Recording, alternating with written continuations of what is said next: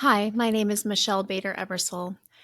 Have you ever felt like you were going to literally drown under the weight of everything that you're going through? Have you ever felt the intensity of the fire that surrounds you in every single direction? Well, just like you, unfortunately, I have felt that pain.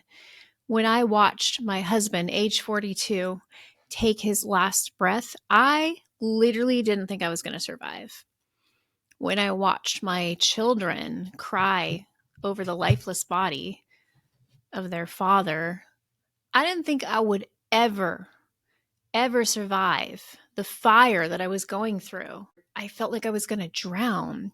But one of the verses that really helped me was Isaiah 43:2. When you have troubles, I am with you. When you cross rivers, you will not be hurt. When you walk through fire, you will not be burned. The flames will not hurt you. And this is something that really helped me through my husband's sickness. He had cancer off and on for 16 and a half years. It was a very long time to be dealing with this. And there were so many times when I literally thought I wasn't going to make it. One of the times we were in the hospital and we were told he had a 50% chance of living, 50% chance of dying. I remember going to the chapel and just picturing this picture of Jesus where it looks like you're underwater and he's above you and he was reaching his hand down. And I remember just closing my eyes, putting my hand up, and just praying and saying, God, help me, save me, I'm drowning. Help me, save me, I'm drowning. And he always did.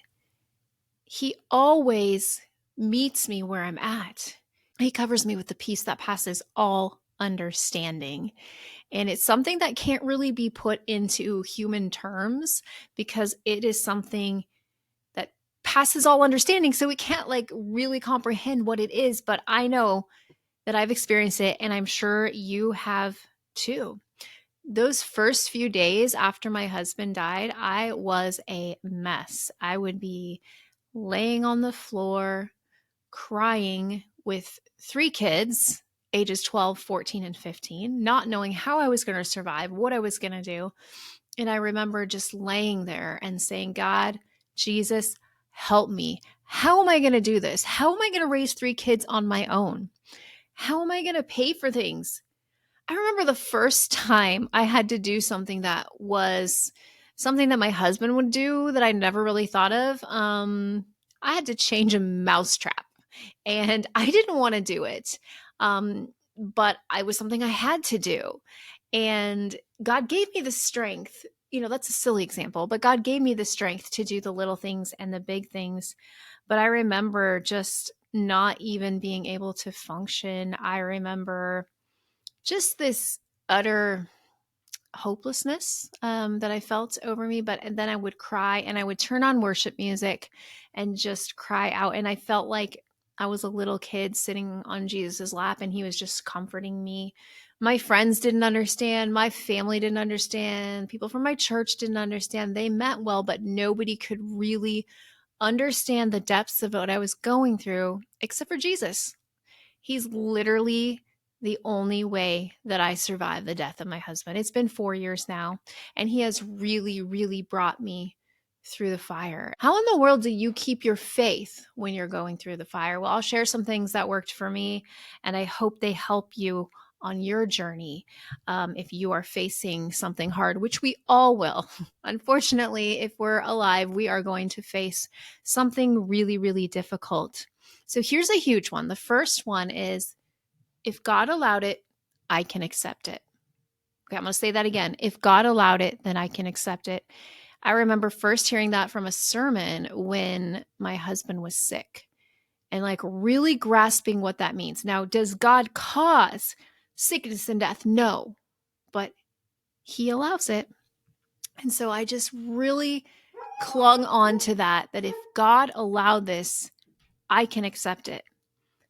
The second thing that really has helped me is a morning mantra. Okay, what does this mean? This isn't some crazy thing. It's just something that you say every day. Now, this is something I started when Luke was sick. This is the day that the Lord has made. I will rejoice and be glad in it. I will press on. I will be strong. I know that God is for me. I know that he will make beauty out of all of these ashes because this is the day that the Lord has made. So I want to challenge you to take a moment today, sometime later, and write a morning mantra. It's just simply something that's going to encourage you every single day. And it really helped me on those days when I was like, God, I don't think that I can do this. I don't think that I can do this. And then the third thing that I would recommend doing that really helped me is play worship music. So I went to a grief retreat 2 months after my husband passed away. And God really met me there and showed me a lot of things. And one of them was a woman who shared with me, just play worship music in your house, like all the time. And I started doing that. And I really believe it just helped the atmosphere and also just really helped my heart to be in the right place and to be focusing on the positive and not the negative, and just realizing that God has a plan, something I shared with my kids when their dad was sick and going through all this. And after he died, they could probably quote this for you, that our life is like a puzzle. We only see a few pieces, but God sees the whole picture. And so we won't even know this side of heaven a lot of times why things happen. And so I want to also encourage you, another thing is to let go of the why. Like, we will drive ourselves crazy if we are sitting there over and over and just saying, why, God, why? Like, why did this happen? Why? We're not going to get to know that. We won't know the full reason until we're in eternity. And so I challenge you, whatever you're going through, to stop asking why and ask God to instead to meet you where you're at, cover you with the peace that passes all understanding. And God, what can I learn from this? And I have truly seen two things. I have seen God make dancing from my mourning. He turned my mourning to dancing. And I have also seen him make such beauty from ashes. I've been able to run a nonprofit for widows. I lead grief classes for widows, and we're planning a retreat for widows. And it's just been absolutely awesome to see that the pain has not been wasted. What you are going through today, whatever it is, the pain will not be wasted. Like, God is such an amazing creative, like just everything that he does. It comes like he can take the worst situation and turn it around for good. And so just know that whatever you're going through, God is going to redeem. He promised me 2 months after my husband died, I literally had a word from God that he would redeem and restore everything I ever lost in my marriage. And I'm happy to say that I have been married to an amazing man for a year and a half. And it's just been such a beautiful adventure. And God is so good. And so I just want to challenge you today to continue your faith. Whatever you're going through, you can have faith through the fire. You can survive because God really is there through everything. I can literally attest to that. I was in my darkest place 4 years ago, and God has lifted me out of that, and he has helped me to have faith through it all. So I hope that you also can have faith through the fire.